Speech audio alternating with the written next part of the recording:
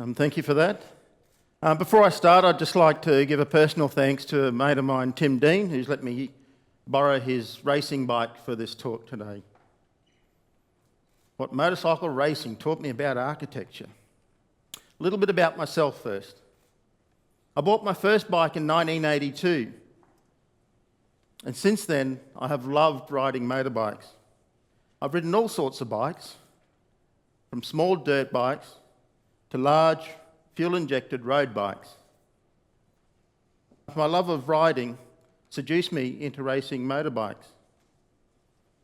My love of riding was such that at my wedding, the MC made comment about all the Japanese love affairs that I had had before meeting my wife. Kawasaki, Yamaha, you get the picture. But my love of racing all kind of had to be put on hold when I made the life-changing decision to study architecture. And my income went from modest to student. Fame.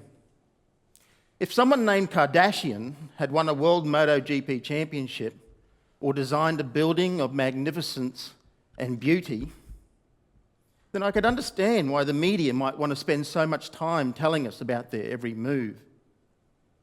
But there are no Kardashians of note in the architectural and the motorcycle worlds. There are, however, people that have made a name for themselves on the world stage. In the motorcycle racing world, we have legends of the sport such as Valentino Rossi, Kenny Roberts, Giacomo Agostini, to name but a few. But as well as all these famous riders, there are many more very talented riders that continue to indulge their love of the sport that the world will never know about. Jake Dolan, Peter Salmon. Oh, there's me, Andrew Lane.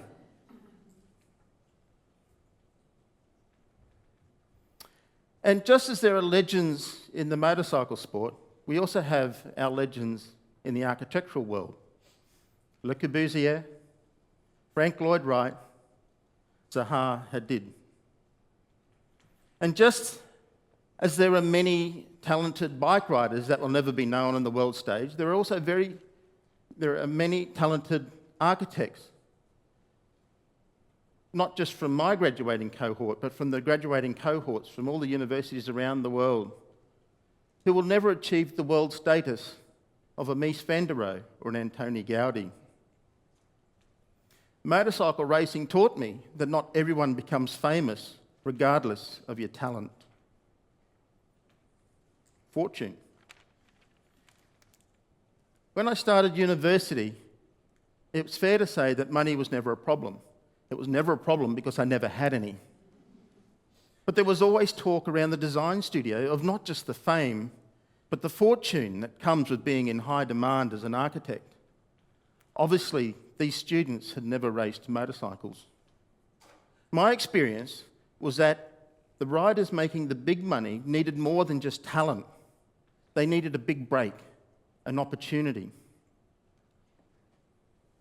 Now, when we look at famous architects like Frank Gehry or Sir Norman Foster, we can look at how it is that they came to be in such high demand. There's a bit of a saying around the architectural world that you only need one really good client. And what I suspect is that if we looked at every famous architect, there would be one client behind them, or at least one client behind them, that was brave enough to let them explore architecture to its fullest. Motorcycle racing taught me that not everyone becomes wealthy despite their level of skill. Design. There are many aspects to design, but two I would like to focus on are functionality and aesthetics. Functionality and genre. Over the years, I've ridden many bikes of different shapes and sizes. And at each time that I bought the bike, it served a purpose that I had. It's a bit like that when a client comes to an architect and wants a building design. The design of the building needs to fit the purpose that the client has at that time. If a client wants a hospital, What good is it that I designed them a school? Motorcycles are a good example where the functionality drives the design. If we look at this motocross bike, where weight and suspension are paramount, we can see that it has a kickstarter because electric starter motors add extra weight to the bike. It has long travel suspension for all the jumps and bumps, and it has deep, chunky tyres to dig in the dirt and the mud. If we compare this with a road-going sports bike, the first thing you'll notice is that it has lights, mirrors, and indicators. These things are useless on the racetrack, but they're required on the road by the law. The next thing you'll notice, well, you can't see it in this one, but it has an electric starter motor, not just for the convenience it provides, but because large capacity motorcycles are impossible to kickstart, unless you've been to the Arnold Schwarzenegger School of Kickstarting Motorcycles. The other thing you'll see is that the suspension is a lot shorter and the tyres are slick, not chunky, because the expectation is that you'll be using this bike on smooth bitumen. Good luck to those of us that ride on country Australian roads. There are, of course, a number of motorbikes that cross different genres. This is one such bike that I used to own, the 600 single Tenere. Its 30-litre fuel tank allowed me to travel up to 600 kilometres, whether that road was Highway 1 or a dusty backtrack. It didn't go over the jumps as well as my motocross bike did, and it didn't go as fast as my big road bikes did. But for that time of my life, it served my purposes as well. Motorcycle racing taught me that a design that does not meet the functionality of the purpose is as useful as, well, an ashtray on a motorcycle. Aesthetics. There is a saying that beauty is in the eye of the beholder, and this is certainly the case in both the architectural and motorcycle worlds. In design, we can always find examples of the good, the bad, and the ugly. My personal view is that a thing of beauty is a thing of beauty, whether it has 2 wheels or 4 stories. For me, I think this is where the crossover in passion lies, beauty through design.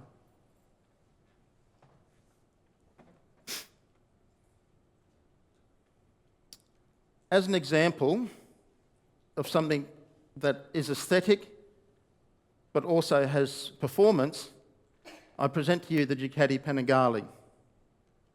From the aesthetic of the bike, you can clearly see what the intent is.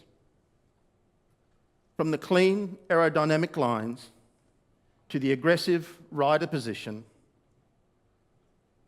and of course it's red, because we all know that red is faster. But for me, beauty is not just about the whole.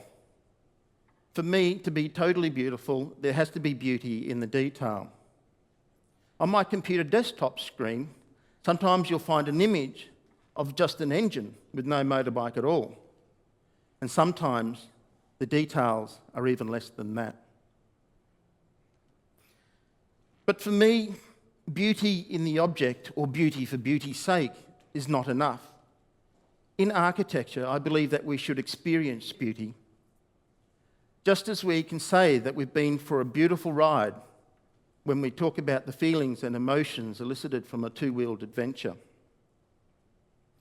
Motorcycle racing taught me that being beautiful in design is not enough. Beauty should be experienced. Ooh, late nights.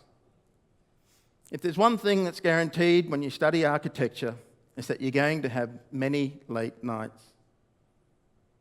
I'd like to say that the late nights were because of the hectic social life, but alas, it was because of all the workload required for your design critiques, for your assignments, and for your reports. The worst night of all was the night before a design critique, when often you would work throughout the night, the dreaded all-nighter. My personal record was 36 hours without sleep. Fortunately, you don't do all-nighters when you're racing, or if you're lucky, you don't have to do all-nighters when you're racing. But there were certainly many late nights in the lead up to a race meeting where you're doing your final preparations for the bike, repairing an engine, fixing up broken bits and pieces. There was always something to be done. I remember one time helping a mate on a Saturday night fixing his bike up, and we worked late into the night repairing it after an accident so he could make the start line on Sunday. Motorcycle racing taught me that sometimes you just have to put in the hours to get the results. Deadlines, showtime. There are lots of deadlines when you go to university, assignments to hand in, exams to sit. But in architecture, the most stressful time of all is the design critique deadline. A design critique is where academic and practicing architects will scrutinise your ideas. When it was your turn to present, it was like moving up to the start line and waiting for the green flag to drop. There's no more time for adjustments. All the planning and preparation is about to be put to the test. In those last minutes and seconds, you're going through your final checks. Are the drawings set out the way that I want them? Are the brake and clutch lever moving freely? Have I got my presentation organised in my head? Is the engine revving sweetly? And then you start. The green flag drops. I call it showtime. There's a saying in the racing world that when the green flag drops, the BS stops. I'd like to say that in the critique world, but I've sat through more than enough critiques where the room had to be cleared with a shovel afterwards. Back on the racetrack, the race is underway. The beginning of the race is the most frantic when the riders are all bunched together. And no matter how well you know the track, no matter how well you know your bike, you have to adjust your racing line and your braking to respond to the other riders that are around you. It's the same in a design critique.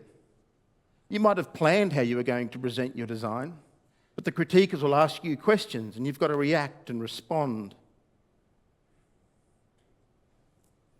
Motorcycle racing taught me that the green flag will drop whether you are ready or not. Improving. I'm reminded of the time when I first loaded my motorbike into a trailer to go to the racetrack, all excited. I had 1,000,000 ropes holding this thing down, thinking, there's no way this little sucker's going to fall off. That was until about halfway to the track when everything had worked loose and I could see the sweat on the brow of the driver behind me. After that time, every time I put that bike on that trailer, I found a better way of doing it. It got to the stage where I just used 3 ropes.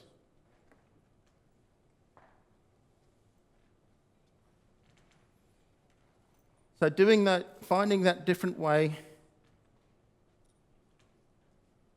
it allowed me to end up with a safer way of getting the bike to the track. And it reduced my stress levels, reduced the stress levels of the drivers behind me, and allowed me to drive the car without having to have one eye on the rear vision mirror. It's the same, in one sense, in the design world. You start out with what you initially think will work. You implement it, and then you review what you've done.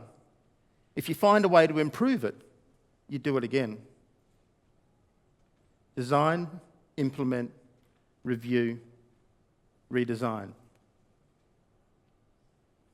Motorcycle racing taught me that there is always room for improvement. So if racing motorcycles or doing architecture is unlikely to make me rich or famous, then why would I or anyone else do it?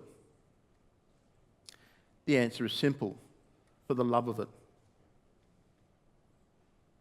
The feeling of turning a bike through a corner at 180 kilometres an hour, or seeing the look on a client's face as they enter their new building, or seeing the beauty in the detail of a design of an engine casing, or the patterns in a facade. There's a saying that the key to happiness is to find something that you love and then to do it passionately.